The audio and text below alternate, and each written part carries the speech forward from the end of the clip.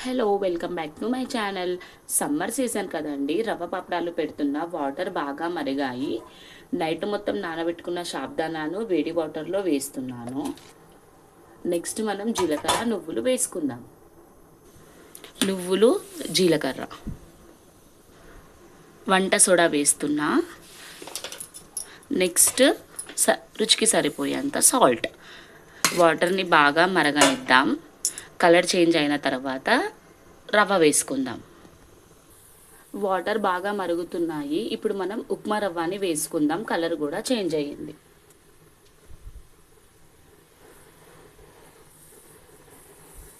మిగతా ఉప్మా రవ్వ వేసుకుందాం.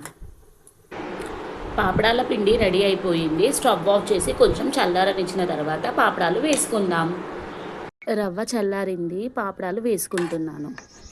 పాపడాలు పెట్టడం రెడీ అయ్యాయి. మీరు కూడా పెట్టండి.